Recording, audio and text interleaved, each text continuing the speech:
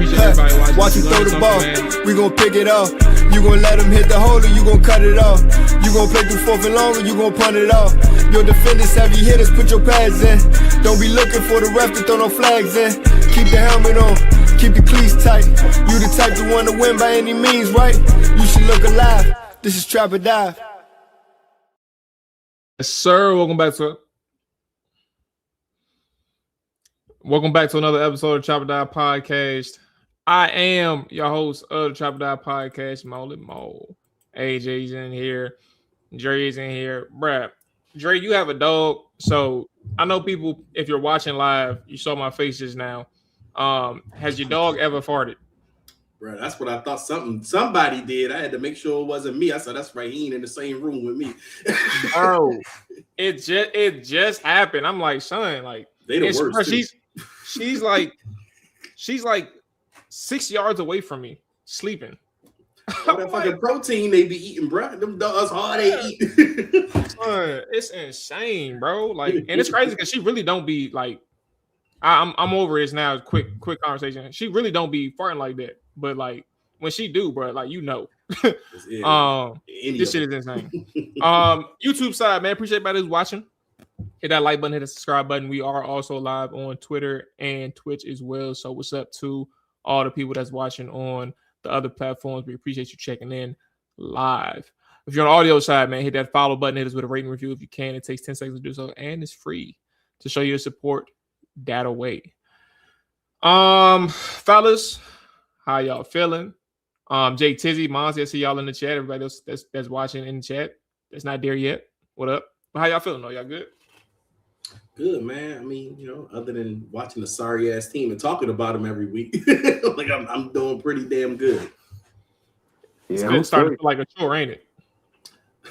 It is, but it's fun though. I mean, it's what we do. Even though they sorry, it's always something to talk about. Like we could talk about what we want them to do in the future, what we want them to do for the rest of the season. I mean, it just gets annoying after the losses, but it's still our team. We talk about our team. What's up, AJ? Hey man, yeah. I mean, I think it's just an intriguing period. A lot of different conversations taking place around the team. I guess tonight my grievance is too much conversation is being talked about with Jayden Daniels versus other elements of the team. That's one of my main grievances. I'm saying. In what way are you upset at the rhetoric around Jayden right now? People kind of writing them off. Maybe is that what it is? I just think he shouldn't be discussed at all. I just think that. Wait, I mean, what do you mean? I get it. Like him and Lermy Tunsil are the only blue chip players on this team. But like really the conversation should be about the head coach, the offensive coordinator, the head coach is now the DC, and the general manager. Like how do you turn this thing around when you only got like 35 players on roster for next year? Like how do you get this turned around going into year 3 if that's the crew that ends up still sticking around? Like that's what I think the conversation should be about more, because even if Jayden was fully healthy, the defense still would have been mediocre. The offense wasn't able to, Well, what is the exact issue that you have with the conversation? Like, because you said he shouldn't be talked about at all, but like, what's the angle that bothers you when people bring up Jayden? Well, it's everything. They talk about from him being fragile to regression to not seeing the field to needing to get reps to everything under the sun that you could think about. So we shouldn't talk about that at all. I don't think that should be the focus with this team at all. Like I think that's a huge focus. I'm only needling and prying on like trying to dissect exactly how you feeling, AJ, because like I feel like the conversation, the bigger conversation is actually to do with the roster and the coaching staff. Like I actually think like that's been like the biggest conversation. And Jayden is like a de facto byproduct because he hasn't had the best year too, right? Like you have no, especially as a first round, second overall pick who can't stay healthy in his second year. Like you can't not talk about it. But like there is a bigger conversation, and the bigger conversation doesn't have to do with Jayden. Like the bigger conversation is the roster and the coaching staff. and GM. I think we know that, but I'm saying from like the gist of a lot of what's going on sports talk radio, some of those individuals that have their own platform, those conversations that are taking place on Facebook, Instagram, X, whatever the case is primarily starting with Jayden Daniels. Like, and I just feel like when you look at this overall roster, there's two places on this team that you don't have questions at, which is left tackle and quarterback. Outside of that, you got a question with everything else. Like even with the Terry McLaurin, of the world on the roster, you still got a question about that. So it's just like I just don't see I get it because he's a quarterback, but at the end of the day, when it comes to this particular roster and this particular team that's being led by Dan Quinn, I don't think Jayden should even be top three of the mentions of what's going on. I mean, you got two blue chip players, like I said, Laremy Tunsil and Jayden Daniels. Outside of that, you don't know what the fuck you got rest with the remainder of this team, honestly. But AJ, and I get where you coming from as far as because a lot of the talk around Jayden can kind of veer into the reckless territory where you start getting people starting to say dumb shit like, "Oh, we should have drafted May," or they want to play revisionist history. But the fact of the matter is, Jayden's always going to be at the forefront of conversations when you talk about this team, especially after a year that we've had and the injuries that people have witnessed him see. It's just one of them things. And he just played last week. Like, you know what I mean? Like, man, if he didn't play last week, maybe if he was shut down or he missed this week, come back this week, you wouldn't hear as much talk about Jayden. But the last thing you saw of Jayden was fans getting that PTSD by thinking he's hurt again or seeing him go out again. He can't finish a game again. So it's going to be a conversation. But I get it. Because, like I said, some of the talk I've been seeing about Jayden is just plain flat out reckless. And like I said on X the other day, like, I am nowhere near at this point concerned about Jayden Daniels because for me, I'm excusing what I've seen this season and I'm chalking it up as he just hasn't been able to get into a rhythm. The only thing I want Jayden to do for me going forward is to prove that he can stay healthy. This to me as of right now, I'm just going to chalk this up as a one-off year. Like maybe this is just one of those fluke years. This happens in the NFL, like throughout players, teams, whatever. You see this happen in the NFL, those one-off years. I'm not ready to even label Jayden as injury prone yet. It's a fair conversation to have, but I'm not there yet until I see it on a multiple year basis where he's missing games consistently. If it happens in year 3, I'll probably get there. But as of right now, I'm not really concerned about Jayden as some of the talk I've seen about him. I ain't gonna lie, bro. Specifically as it relates to his injury thing, I have a problem. Like I'm very what's the word? I do have a word, but I'm not gonna say it around y'all. It's a little. I think we all too a little bit immature for that word. But I'm a nitpicky. What? Yeah, don't worry about it. Don't worry about it. Man, you might as well say it at this point. No. I may like casually slide the word out there just as a tester and be like, yo, if y'all react a certain way, I'm be like, yo, that's what I was talking about. So be on alert. I may throw it out there. But like I'm very particular in the way I use injury prone, right? Because injury prone just indicates a person like Noah Brown. Like yeah, he's injury prone. He can't stay healthy worth a damn. And then there's people who just get hurt and they can play through injuries, right? Like Jayden played through injuries last year. This year, but he was hurt, right? This year he's gotten hurt and he was unable to continue outside of one game. And that was the Packers game because he got hurt at the beginning of the fourth quarter, played through it. So like I'm at this point, like you see enough. I talked about it before. Like the injury rate is important with a quarterback.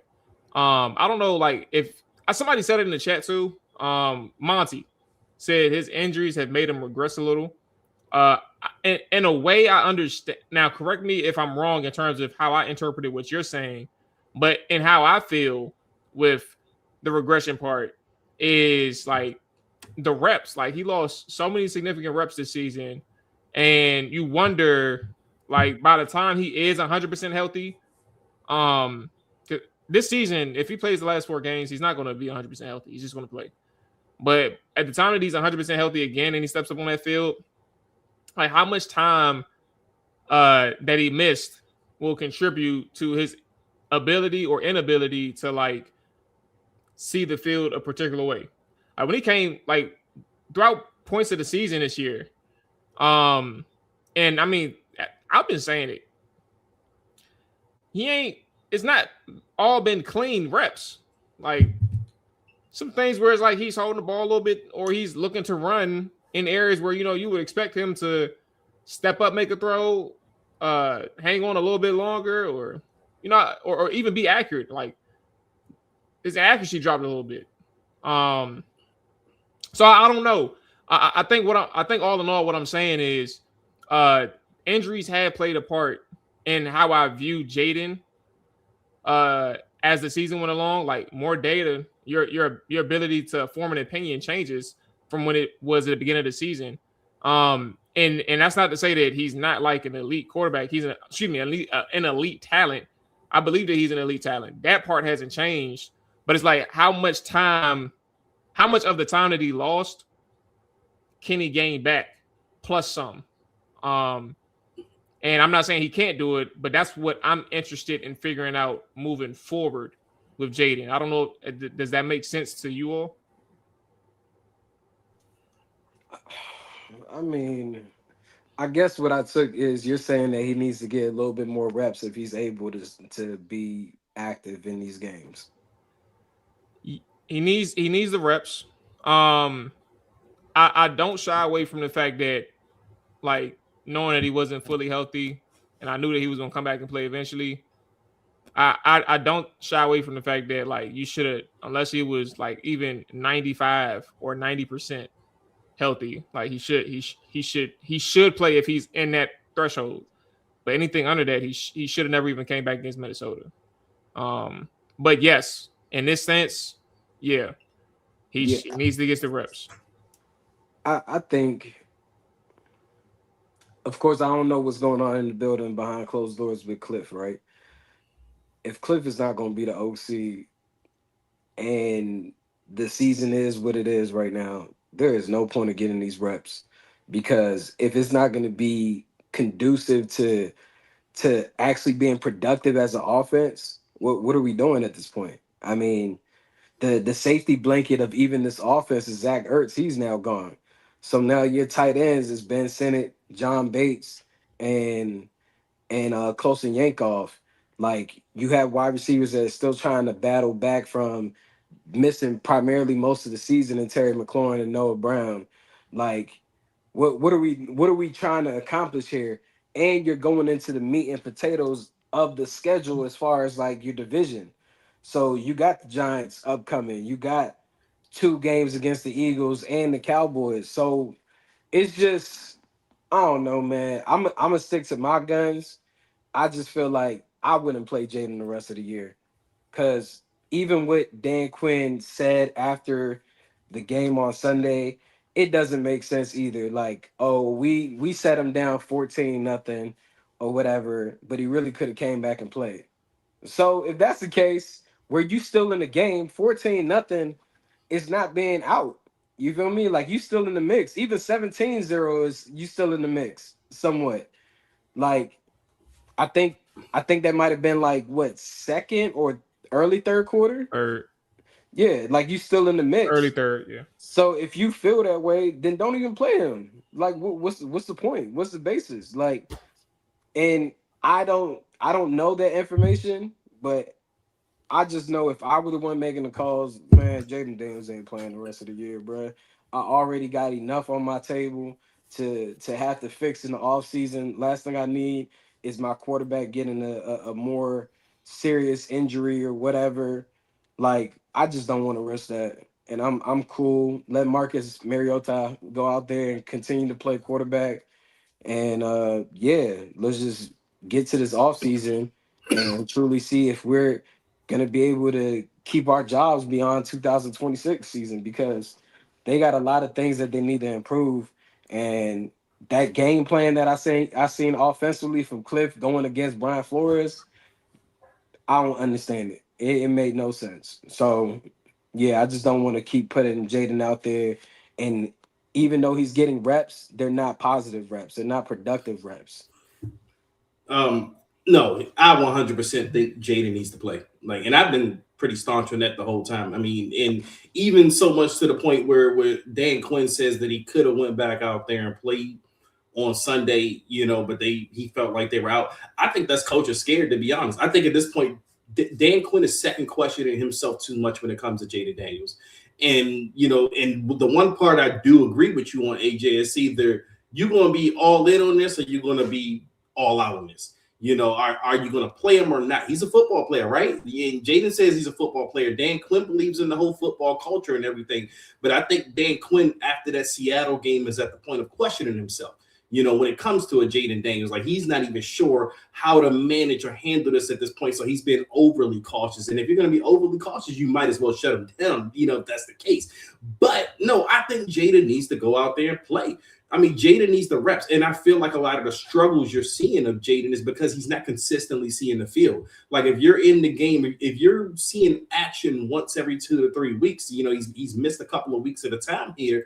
It's hard to kind of get into that rhythm. Like Jayden, last year, I think we saw the best of Jayden because he was able to go out there every week and see something different and show something and improve. But if you're going to play a game here, miss the next couple of games here, how did you kind of get in a rhythm? That's within any sport. And honestly, basketball, football, no matter the caliber of athlete, if you're kind of missing action all the time and inconsistent with your action, you're not going to be consistent with your production on the football field.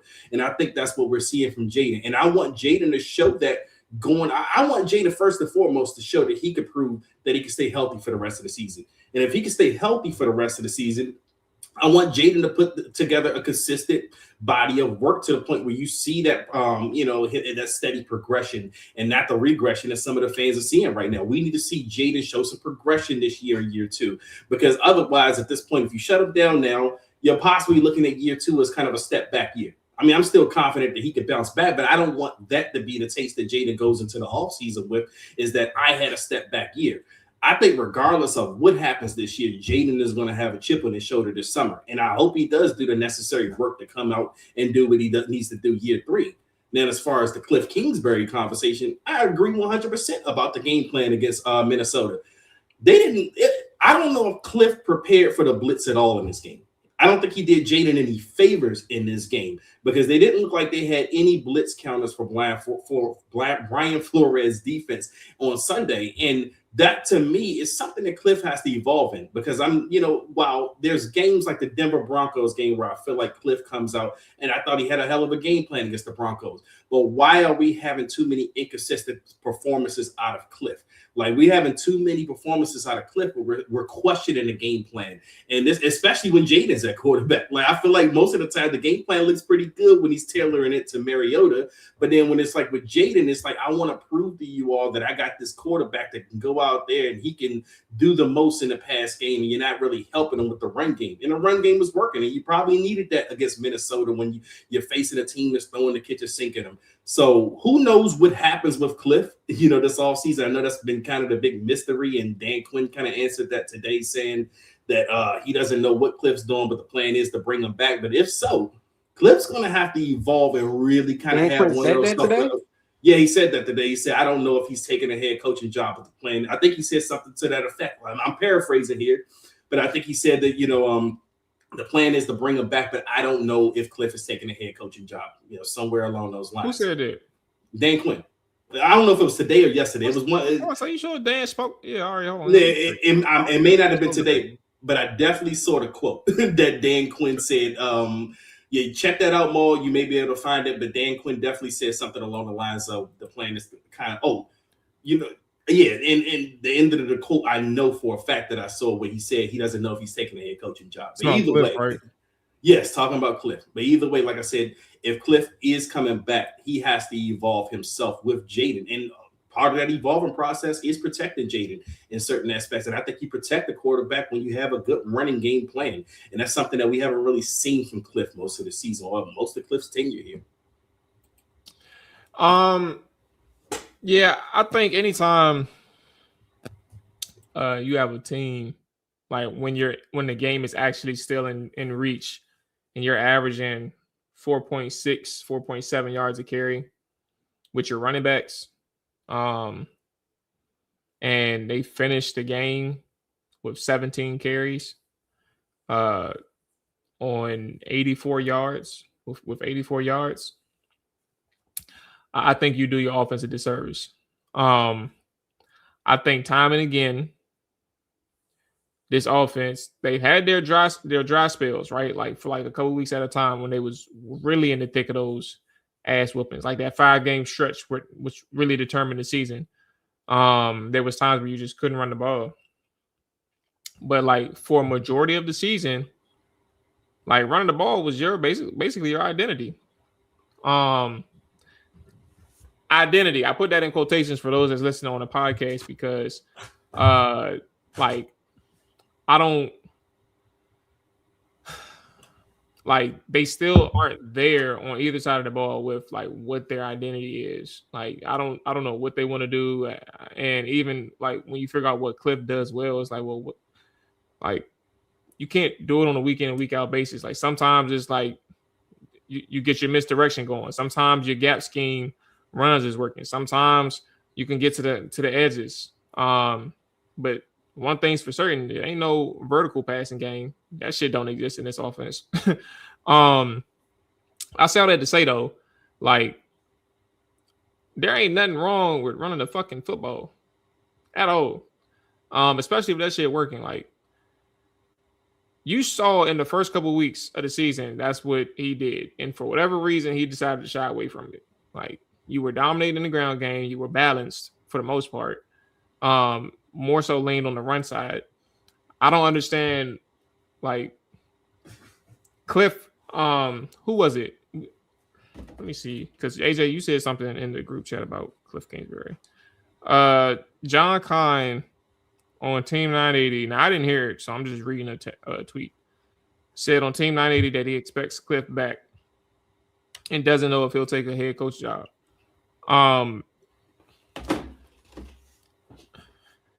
That was. I don't know how. Oh, that was so. It was John Kime. It was John Kime. That's what happens when you don't bookmark or save things on Twitter. So here's my thing. Like at that, like knowing what we know about where the offense is at this point, I just like at what point. Now this is me. I'm not saying whether he should or shouldn't go, but I do understand like knowing after 2 years who a person is, you ought to believe that. So it's like, at what point would you expect Cliff Kingsbury to change for the team or for himself? Like, I don't think he'll change. I think everything's going to remain the same. And at that point, if everything's remained the same, the question then becomes, how much of a talent overhaul can you get on that side of the ball to make his offense work? And like that's a question that can't be answered right now, but that's the question that you face if Cliff doesn't move on or Washington doesn't move on from Cliff. So that's kind of how I look at this offense, bro. Like if he's gonna be around, you gotta get talent, and you gotta get talent fast. But it's like even it's like you just said. At what point do you trust what your eyes are seeing? In a sense, if you look across the NFL, the top 5 offenses, they consist of more motion in their scheme and actually running the ball and playing off of play action. There is none of that within Cliff's offensive scheme at this point. So it's like you're not even putting your quarterback, your franchise guy, in an opportunity to progress in a sense, because you're just keeping everything so basic and not forcing the defenses to have to adjust to anything.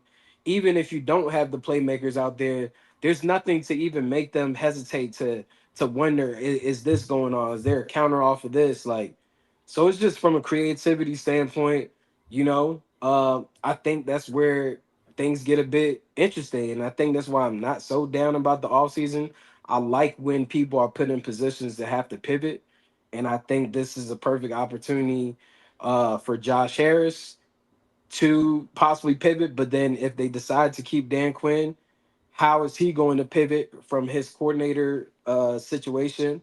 Whether that be him calling the plays or hiring somebody else, whether that be from within his family tree of what he has, or outside of that, like he did with Cliff, as him and Cliff had no working rapport with each other prior?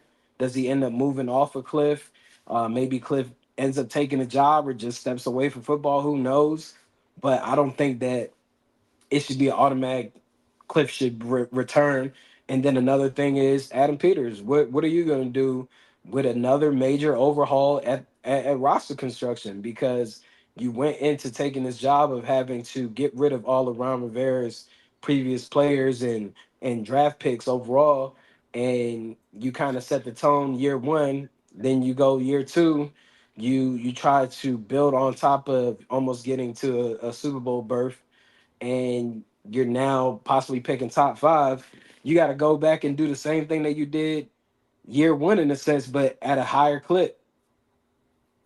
You know, AJ, you actually said something, and I'm actually surprised, like, because, you know, over the past couple of weeks, you've just kind of been on the fire everybody train, but you actually said something about pivoting, that if these guys are here, like the Dan Quinns and the Adam Peters, I mean, which they will be. I mean, I don't think there's going to be any firings, but the heat's turned up now. And this is what I want to see, because last offseason, and I know, you know, we give last offseason a lot of hell, especially how the season turned out, but there was no heat on anyone in the organization last offseason. Last offseason was still the honeymoon period. Like, we were all on a high. We just came off the NFC Championship game after year one.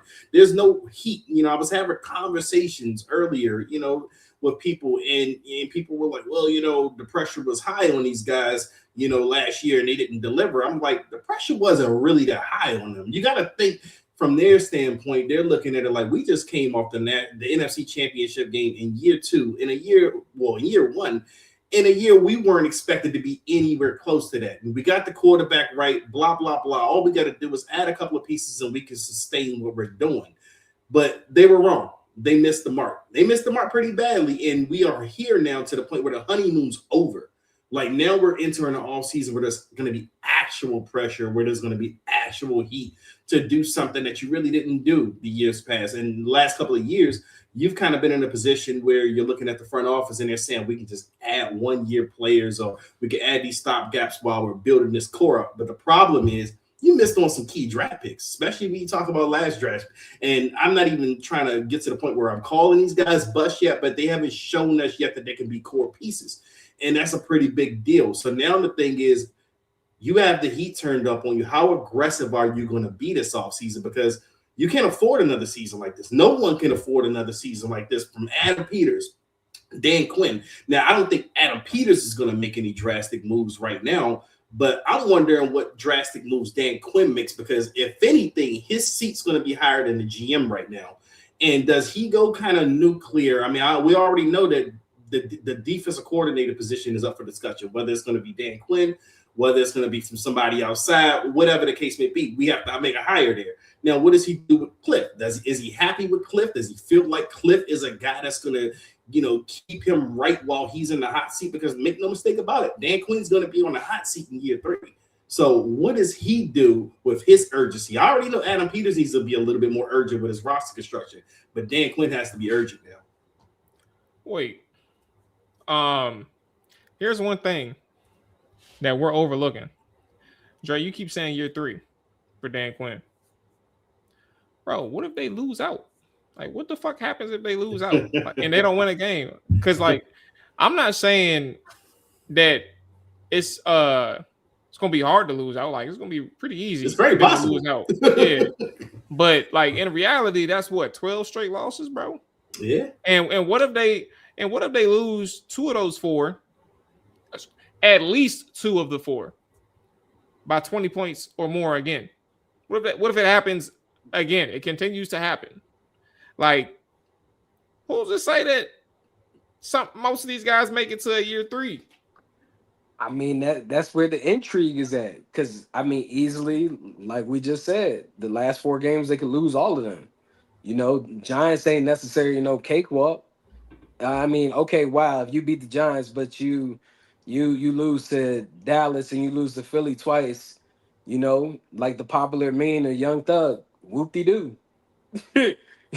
Like, it doesn't really change anything, because you were building you were building off of year one, like if anything, what's happening this season should have looked like year one, but it didn't, right?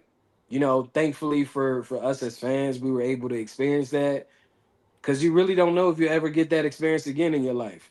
Like it took a while in adulthood to get to that point, but you really don't know what happens. I mean, if you continue this losing streak, real conversations have to happen. I think conversations have already happened, but it gets even more real because you're in primetime slots. Like Cowboys in Washington. That is a Christmas night game. Christmas night on Netflix. Like then whenever they play Philly, I don't remember. Well, that's 2 weeks. That's a week from now on a Saturday. That's another prime time game. Like if you getting your ass blown out, like it's not going to be a pretty sight, and it's going to get real ugly on who has to make these decisions. And that's why I felt like it was dangerous for Dan Quinn to demote Joe Witt Jr. and name himself as the play caller. That was a But lose-lose situation, AJ. I mean, there's other guys on that defense that could have called plays, but I get it. He that type of guy, and now this is what comes with that territory because they're not looking any different, and that's where it boils down to. It's still a personnel issue. Like it's severely a personnel issue, and I feel like once they did not score in the red zone at the 1-2 yard line, bro, that set the tone for the entire game. Like the entire game was changed after not scoring a touchdown. Like maybe the defense would have been a bit more competitive, but to get to the 1 or 2 yard line and not be able to score on 4 tries, come on, bro. Like, like what are we talking about? We have one of the most dynamic quarterbacks in the NFL overall. You have a left tackle that you traded for. You keep bringing in Brandon Coleman to be the eligible man. Like, how do you not get 1 yard, bro? Like, you could even hike the ball under center and have Ben Sinnott push Jayden Daniels in the back to get 1 yard. Like it shouldn't have came down to the Debo, drop on fourth down. Like it's just those type of things. It all plays a role with things because it's just like, all right, here we go. It's another bullshit ass day. And what Minnesota drove the ball 98 yards for a touchdown. Come And on, bro. they had the ball like a whole quarter on that Bruh, possession. That was more Washington, damning than anything I think Washington only had the ball twice in the first in the half. first half. Yeah, Yeah, Jada couldn't get on the like, field. like, come on, dog. He well, changed three like times, that. but they went 3 and out. Yeah, One, and basically that was it. They had a 12-minute drive. The Vikings did. Yeah, but it's just like that played a major toll in the entire game. Like, so it's not like I want guys to get fired. I just want to see how you adapt if you change because this is Dan Quinn's last opportunity of being a head coach. It is what it is. You feel me? So when you rave about couldn't wait to get that opportunity again, well, you got the opportunity again. What are you going to do to fix it? Because it is not looking good for your livelihood at head coach in this league unless you lock in and figure out like, hey, I'm gonna have to pivot somewhere in some regard if I really want to get this thing rolling, because it's just not looking good. Like on I both want. sides of the ball, at least one side of the ball could be productive, but special teams ain't even productive. Like so, all of your teams is bad. I wonder if like I remember when Dan Quinn and Adam Peters, held their joint pressers between the first season and the off season of 2025. And like one thing that is understandable, and it's not like a hindsight thing, but I wonder like how Dan thinks about this, right? Uh he was very big on allowing Adam Peters to bring in a talent. Like he wanted to absolve himself from all roster moves and decision making from that regard, and he was just going to cultivate the talent that Adam Peters brings in. Um, and look where you're at from year 1 to year 2, only position that really gotten better was the left tackle spot. It's really ain't shit changed from year 1 to year 2. And it's like, you're going into year 3 trying to reevaluate damn near every position that You got you the have. same holes, bro. Like Yeah. that's why I'm frustrated. You got the same holes as when you took the job, minus quarterback, which was a layup. And I wonder, like, not that Dan should have been all in on roster decisions, but like, damn, bro, I should have at least had like 10% or 15% sway. That's the word. 10 to 15% sway on what we're doing with the roster. Cause now I'm in a position where I ain't got shit. I ain't got depth. I gotta go find me a XYZ. And I had to find me an XYZ when I got here.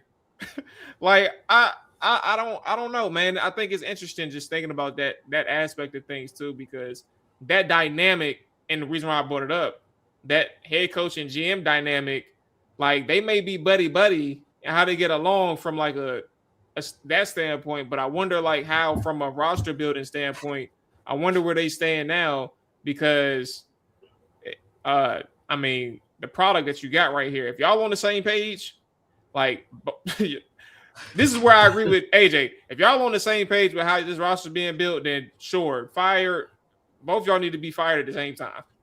If y'all get booted, both y'all got to go at the same time. And here's the thing, like for me, the personnel, I don't really give coaching staff a pass for personnel, because we talk about the joint press conferences by Adam Peters and Dan Quinn. The key word, they use a couple of key words, and we've heard these things over and over again.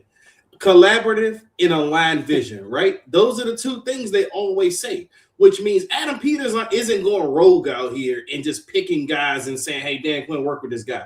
They're having collaborative meetings. This aligned I don't want to vision. paint the picture like that, but I know like Dan Quinn's biggest thing is he wanted to focus on the team and less roster management. That's what I want to be clear at that. Like that's something that he was very adamant on when he came to Washington. Like less roster management, more coaching, building a team, developing culture, all of that.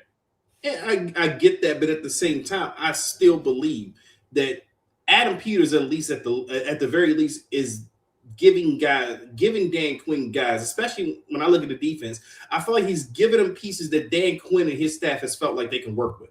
Like when you hear these guys talking this summer, this is, oh yeah, we got this guy, we can do this with this guy. And then you see it in the season and it's like none of it works. Now, I'm not saying that, it's all on Dan Quinn or whatever, but I do think that these guys really do have a ton of say in what goes down personnel-wise, or at least the type of player, the archetype of player that they want on this roster and that they feel like they can work with. So then we look at the defense and we just keep saying personnel, and they don't have the personnel. And it does look that way. But these are guys that they felt like they could work with. Like, I said, I fully believe that Dan Quinn had these conversations. Like, yeah, this player could work, this player could work. A couple of these players Dan Quinn has been familiar with in the past. Bobby Quinn is his guy. A couple of guys on this defense, they felt, Adam Peters is obviously familiar with some of the guys like the Javon Kinlaws of the world and things like that. But that's why it's been so baffling to me. Like, I understand you have a bad defense, but at this point, you're not getting hardly anything out of these guys. And it's hard for me to look at a Mikey Sainristil and, certain guys like that and just feel like these guys don't know how to play football anymore. Like, I understand you're missing a pass rush, but these guys didn't forget how to play football. And what is the coaching staff kind of teaching these guys, and what is going wrong? And there's a disconnect somewhere. And it may be that disconnect between Adam and Dan Quinn. I don't think you fully, truly know, the dynamic and how the process goes in these and their pickup players. But like I said, I do fully believe that Dan Quinn is involved in that process. And if he's involved in that process in any way, he has a hand in the personnel, and he doesn't get to be absolved when, the personnel looks bad, because where's the player development? Like right now, I think that's probably the biggest issue right now. We're not seeing players develop. Like, and when you talk about the roster as far as like Adam Peters and what he's what has been better since their tenure here. I think you can say the offense as a total has been better. Now, our biggest issue is probably with the offense is more so Cliff Kingsbury sometimes with his game plans, because I feel like you're better at offensive line as a whole than when you took over. Obviously, quarterback, but I mean that was a kind of a can't miss type of thing when you're picking number 2.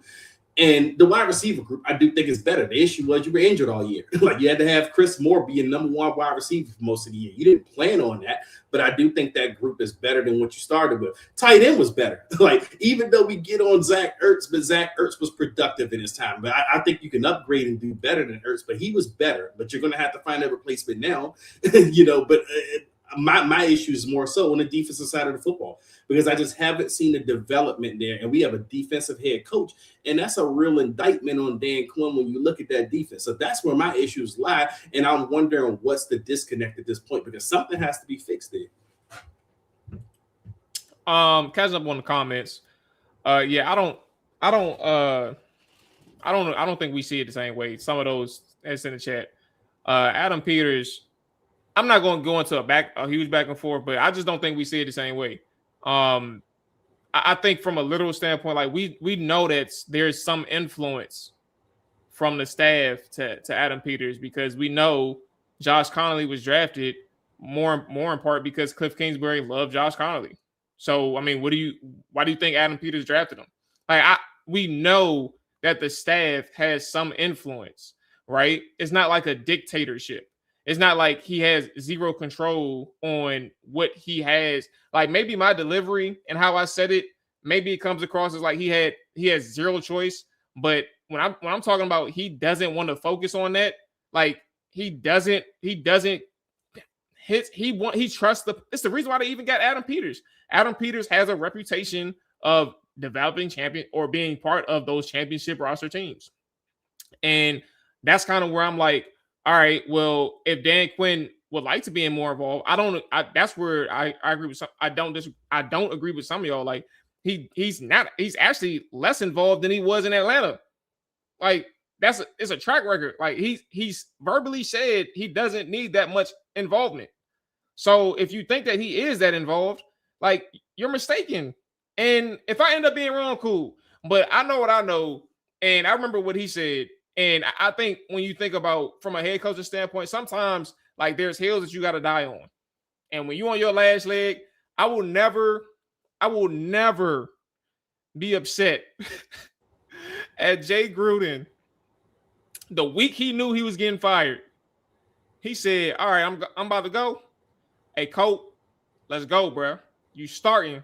We about to roll with you. We about to try and beat this shit out of the Patriots. That first drive, Steven Sims had that handoff, bro, went for 50 yards in the tutty. I'm like, oh, shit. I knew he was getting fired, so it's not like I thought they was about to win or anything. I didn't think that. But I'm like, oh, they coming out fighting. And they ain't scored the rest of the game. But he went down on his heel. And I'm saying, like, if you – oh, my – I need a new chair. If you're going to go down, right, like go down in some sense where you have more control than – you didn't have before. Like go down on what you feel comfortable with. And this is not to say that Dan Quinn is about to get fired or his season is over, but I wonder like the amount of time that has passed, 2 years worth of time, right? And really a one true off season. I can give him the first off season 2024. I could do your thing, AP, but year 2, I wonder how much time really passed where it's like, bro, I wanted this guy, or like I feel like we could have went a different route here, or I feel like we could have went younger in certain spots, or like I feel like we could have had a different approach. Like those things, he'll never admit that he probably will have second guesses. But I will guarantee you he's probably thinking about some areas of the team where it's like, damn, I could have done a little bit more here. That's what I'm getting at. That's it. I feel like we had another question with this for this show, but I don't remember. Or did we address that already? I don't know if we answered it directly. Are the roster and team concerns? I guess we did. Yeah. Are the roster and team concerns that were present when AP and DQ took over still an issue today? I would say that I mean, I think we all can agree that it is outside of left tackle and quarterback. That's And it, I right? kind of said the offense. I said the offense in total was better, but obviously positions like tight end, you're gonna have to address tight end. But we knew we were gonna have to Well, address that anyway with Ertz age. yeah, and You I'm about to say know, now that I think about it, bro, I'm being a little lazy. The offensive line, I'm cool. I like the yeah, as a offensive line. Cole, it's Like, much better than when he took over. yeah, so like not just left tackle. They've done a solid job building up that offensive line. Center, right guard. Well, Josh Osborne's Connolly is like a TBD, but like I think, like I told you all, he's just gonna have to win ugly. I don't think it's getting better no time soon, but hopefully he does develop into a solid right tackle that he is dependable from a technical standpoint and from a actual play strength standpoint. Um, but I think the offensive line is solid. I think that's the one thing that you can lean on. It ain't nothing else. But the receiver group as a whole is better, right? Too. I mean, you still got to have some upgrades there, but it's better than what you took. What did you take over? Who was it? Was it Curtis, Samuel, Terry, and Nah, Curtis was gone last year yeah, too. Curtis was gone that last It year. was it was OZ, Not Noah about the year Brown, when Ron oh Rivera was here. Yeah. Jahan, Curtis Samuel, Terry McLaurin. Those are top three Okay. dogs. Yeah, And might Trey be in a better Quinn. place right now. Yeah, yeah. I think you're in a better place, but it's not ideal. But that's the issue. But I still say the issue. You ain't gonna see me. You ain't gonna see me. me fighting for. Yeah, you ain't gonna see me fighting for Chiefs, bro. Yeah, no. I mean, the issue is the defensive side of the football, which is that indictment on Dan Quinn, because I don't feel like Adam Peters is going out there getting defensive guys that just doesn't fit what Dan Quinn thinks he can do, or I don't think he's just getting guys that Dan Quinn doesn't want. I think there is some kind of aligned vision, and I think there's been a development issue since Dan Quinn has been here, and that's something that's going to have to be addressed. But that's kind of why I want something fresh here. Like, I don't want Dan Quinn coordinating this defense going forward. Like, I don't want anyone from Dan Quinn's tree coordinating this defense going forward. I need fresh eyes. I need a fresh look at what's needed on defense. I mean, that Shanahan tree stat is getting thrown out there ad nauseum at this point, and who can blame people? Because somebody said they were 0-7 this year. Yeah, that's a real thing. So, I mean, if Dan Quinn has struggles going against that tree, how do I have confidence that him or anyone from his tree is going to correct that in the offseason? That's why I want fresh eyes on this defense. If Dan Quinn wants to play this CEO role, he just wants to play, the culture guy, and I'm going to, talk you through a brick wall type of guy, cool. Then get someone else here that's going to run the defense like you might not have a relationship with that guy, just like you didn't have a relationship with Cliff. Don't be afraid to bring that guy in. And I want to see if Dan is going to, his ego. I mean, I'm not saying he has an ego, but I just think back to Jay Gruden, not wanting to hire guys that kind of could have took his position. Now, Dan Quinn, if he's that coach, I think he should bring in a guy that is a strong candidate at DC. That's not from his coaching tree. But then see, Dre, here's the issue, right? Like, it's one thing if you are a team motivator as a head coach, a rah-rah guy, but he's literally hired because he was a defensive coordinator. Like, so if you now bring in someone that deviates from your entire scheme overall, you just the head coach for administrative purposes. That's what he was from the get-go. I mean, I mean, Joe Man, Witt said was, he the human resource management, bro. Joe Witt was running. Make sure they get their time and attendance. Yeah, like Joe Witt was running Dan Quinn's defense. You feel me? So it's just now, are you going to have the GM mirror this new defensive coordinator that comes in scheme? Because if you're saying go for the outside guy, then the coordinator and Adam Peters have to work in alignment with each other to get the right players to fit that mode. Because I mean, I don't really know a bunch of the names that could be possibly out there. I know who could be possibly out there from like familiarity from DQ side, but like I just even think that's just an issue. I don't know how you get to that point, because then it's like, what's the point? Like, bro, you Dan Campbell. You feel me? Like, but that's what it sounds like he want to be. and if that's the case, there wasn't a need to necessarily hire you, because we're not looking for you to be Dan Campbell. We're looking for you to actually get people in alignment and run the proper scheme from a defensive side and let the offensive guy do his thing. And even with Cliff, Do you feel threatened as a defensive coordinator going against a Cliff Kingsbury offense? If you're 0-7 against, the Kyle Shanahan type of tree, which you had Kyle in the building with you in Atlanta, so you have familiarity with that. Do you now primarily focus on getting someone from that background, whether it be, you know, luring away a Kubiak or maybe a Mike McDaniels thing still happens. Like it's just one of those cases where I just don't know what happens, man. But I'm very intrigued. I'm not really down about the season per se. I think that the most important season is coming up, which is next month. That's when we'll learn the fate of a lot of people. We'll also understand what they plan on doing. Because I feel like even this front office has dropped the ball, let's say with Lermy Tunsil. I feel like they should have did the Lermy Tunsil extension before the season kicked off.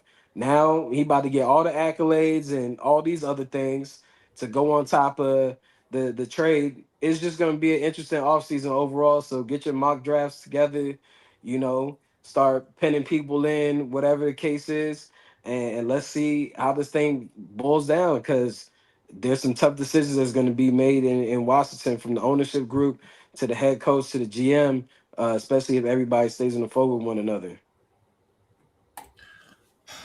All right. Let's leave it there. Good show. Appreciate everybody who's checking in live. Moneyball said no underdog ad. Look, man, we have seasons, my brother. We're gonna be back, but you know what time it is. You can always do promo code Trap or Die right now. First $5 gets you 50 bonus funds, for the rest of the season. But yeah, Oh, that's another thing I hate about Washington fans. Y'all be talking about these damn trading for assets and getting more picks. I mean, AJ don't dog, like that. Adam Peters had more picks his first year, and look at them pieces of shit. Like, I mean, at the end of the day, you need to hit on players. You just need guys to be elite or major contributors. Like, you don't need more assets. You just need to hit on your damn picks.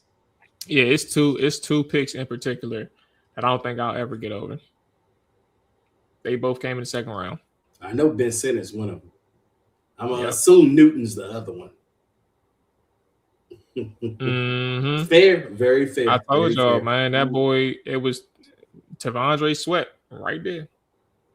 Yeah. But that's the thing. Adam Peters cannot.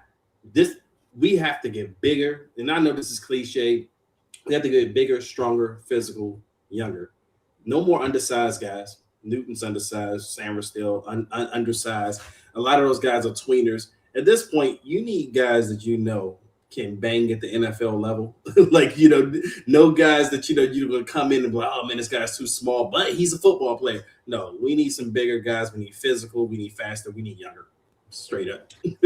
Yeah, I couldn't tell you who I'd pick ahead of Ben Sinnott. I just knew that he was the reach. If you've been following us on Trap It Out for forever, you knew how we felt about Ben Sinnott. We even interviewed Jordan Reed, and our facial reaction in real time when he was breaking down Ben Sinnott vehemently disagreed with his analysis. Nothing against Jordan himself, but it's like, bro, like, are we watching the same player? Like, how can he shoot up draft boards? And lo and behold, somebody took the bait. And guess who it was? The good news, though, for those who do like Ben Sinnott and believe in Ben Sinnott and want to see more of Ben Sinnott, it came at the expense of Zach Ertz, unfortunately. But, you see more of Ben Sinnott. So, how much of an indictment will it be if he don't play? If you see John Bates and Colson Yankoff out there, I think that tells you everything they think about Ben Sinnott. I mean, I don't think we need any indictment on Ben Sinnott. We already know the answer to this test, bro. I think you're right. We know the answer to the test when it comes to that boy. Like, no, I'm not so definitive, but I do. I'm with you in that. I don't see it, but I'm never quick to write somebody off completely. But I will put it on record that I don't. I really don't. I don't. I didn't see it. I don't see it. So if they got a plan for him, they better make him look the fuck good right now. They haven't shown us, Mual. So right now, what you they better make him look good because they will not show us. Then my thing is, all right, you don't think Ben Sinnott is worth anything? Okay, Zach Ertz not playing anymore.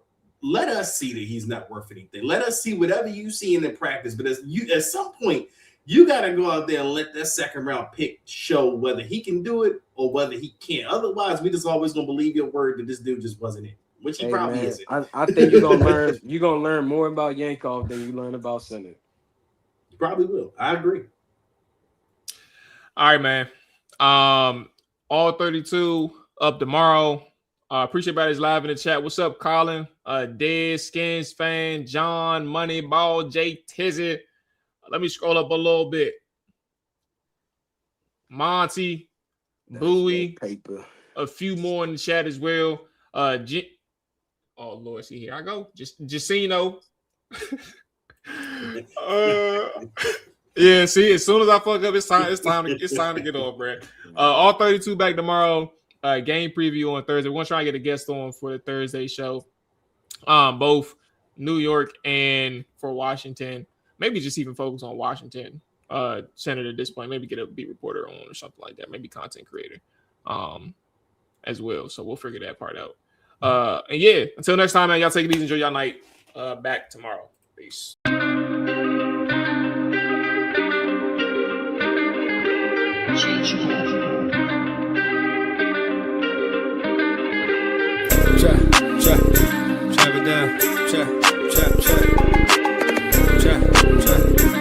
it down. Chop it down. Chop it down. You gon' chop it down. Chop it down. You gon' chop it down.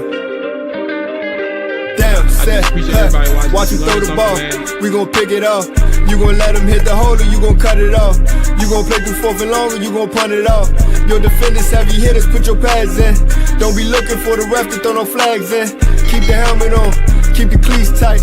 You the type to want to win by any means, right? You should look alive. This is Trap or Dive.